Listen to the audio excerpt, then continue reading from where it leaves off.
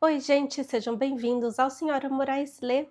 Meu nome é Luísa e hoje nós vamos conversar um pouco sobre algumas curiosidades de autores que escreveram para o público infantil. Eu selecionei 5 autores e vamos lá. Primeiramente, a literatura infantil é uma literatura grandiosa, não é só porque fala para um público pequeno de tamanho, que na verdade ela não tenha significados mais profundos, que na verdade fazem muito mais sentido para os adultos do que para os pequenos leitores.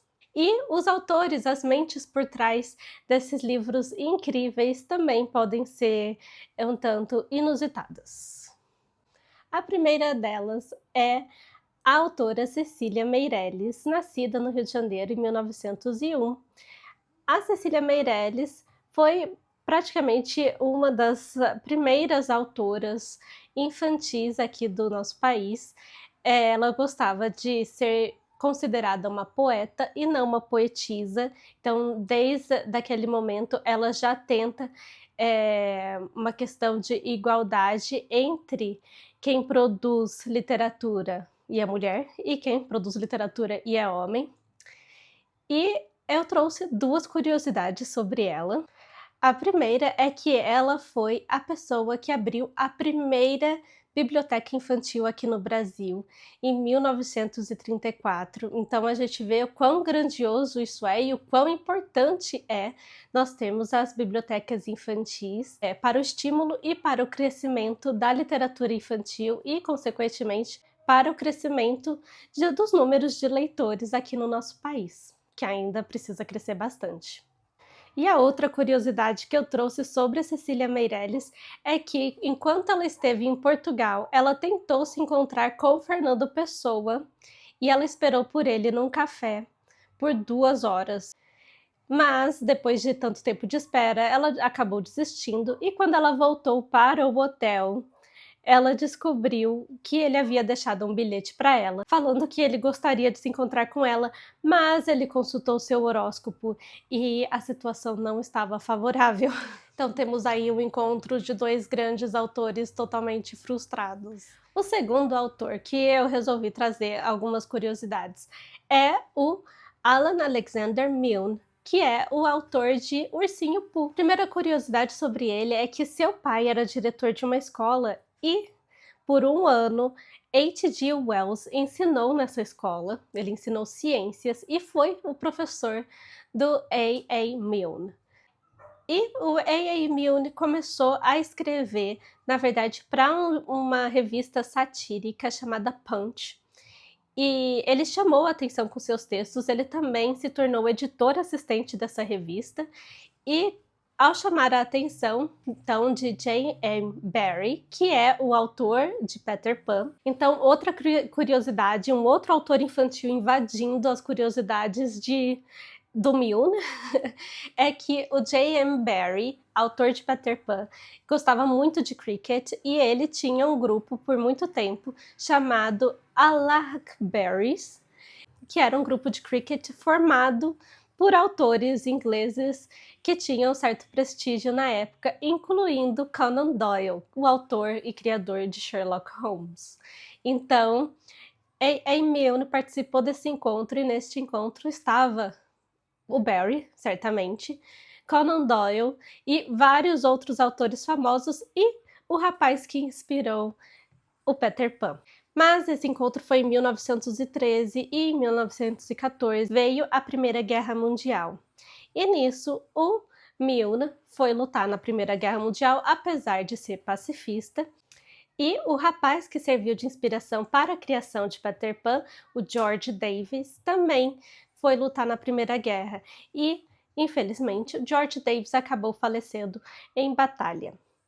O Milne, na Primeira Guerra Mundial, acabou perdendo seu melhor amigo também na Batalha de Somme, diante dele mesmo. Além de também acabar perdendo seu comandante também na frente dele, causando, obviamente, um trauma muito grande nele.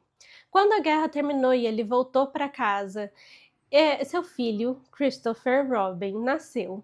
E ele, então, pôde construir um novo sentido para a vida dele e também, a partir dos brinquedos do seu filho, o Ursinho Pooh e a sua turma surgiu em 1924. Com o tempo e com o sucesso, o filho do Milne, o Christopher Robin Milne, não gostava também de ter o seu nome na história e por muito tempo ele se ressentiu com isso. Mas quando houve a Segunda Guerra Mundial e ele, por sua vez, foi lutar na guerra, ele começou a entender quais foram os traumas pelos quais o seu pai passava que o levaram à criação de Ursinho Pooh, e então ele acabou abraçando a obra do pai. E falando em Segunda Guerra Mundial, chegamos ao nosso terceiro autor, Roald Dahl.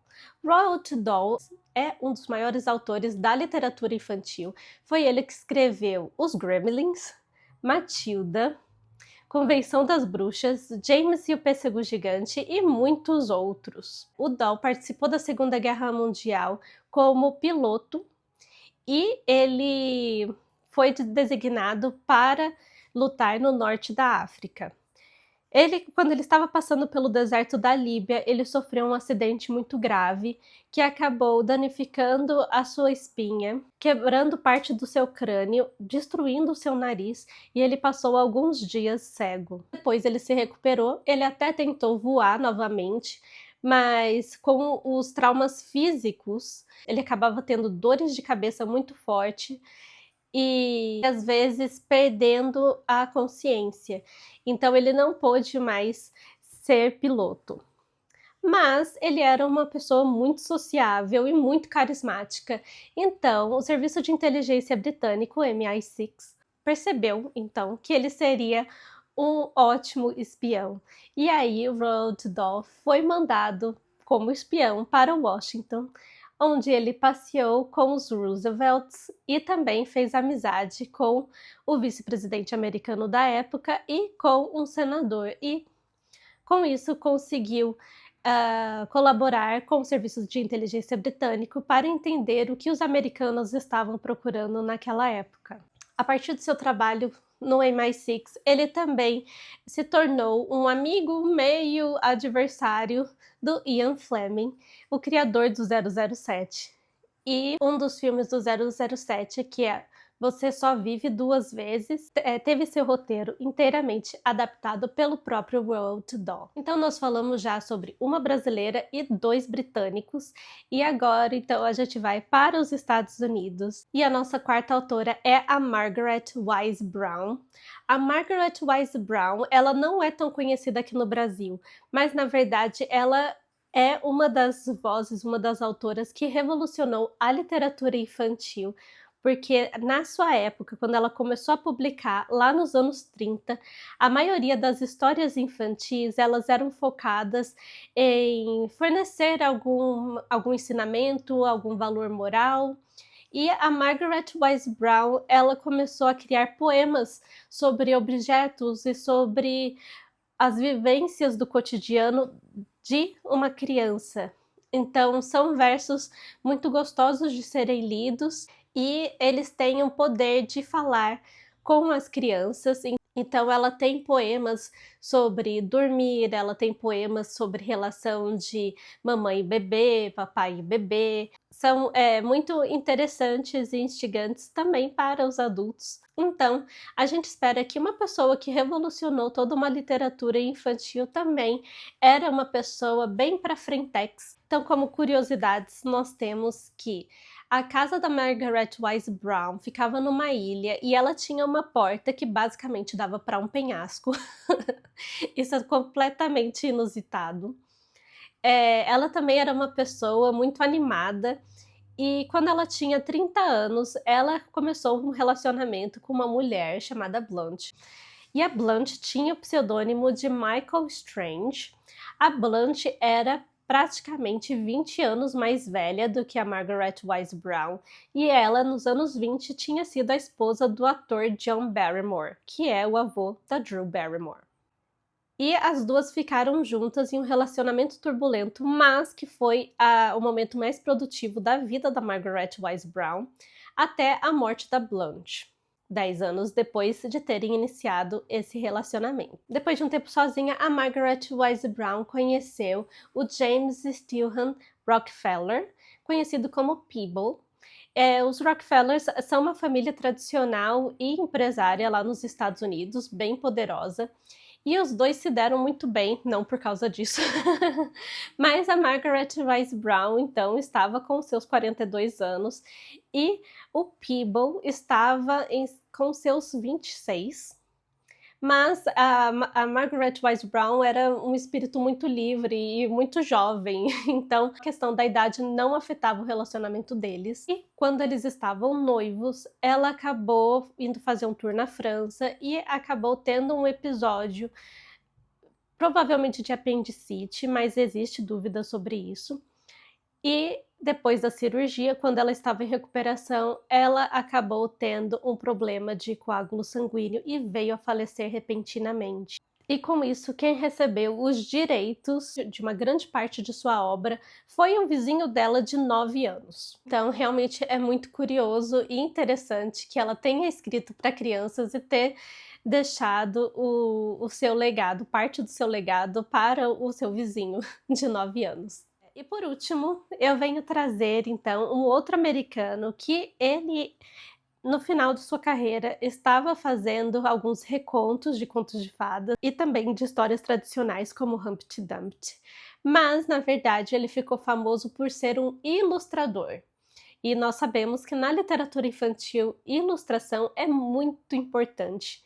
E ele é o W.W. Denslow. O Denslow ficou muito famoso ao trabalhar com as ilustrações da primeira edição do Mágico de Oz, e com isso, na verdade, ele ficou rico, porque o Mágico de Oz foi um grande sucesso nos Estados Unidos, logo no ano de sua publicação. E com esse dinheiro e com esse sucesso, ele comprou uma ilha nas Bermudas, e fica bem perto do Triângulo, inclusive, e ele se autocoroou rei nessa ilha. E ele também teve 3 casamentos, mas nenhum deles muito bem sucedido. Infelizmente para ele, com o sucesso e depois com a sua queda, ele desenvolveu alguns problemas de alcoolismo. Ele teve que vender a sua ilha em 1913 e 2 anos depois ele veio a falecer. Bom, gente, então é isso para o vídeo de hoje.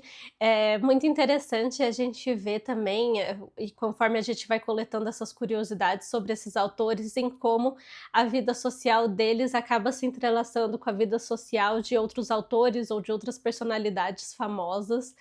E é interessante pensar em como eles são bem fora da casinha, principalmente pela época em que eles viveram, todos praticamente são da primeira metade do século XX, e o mundo era bem diferente naquela época, e as regras também, sociais, certamente, e em como também às vezes eles passaram por traumas e como esses traumas acabaram servindo de inspiração para a criação deles, que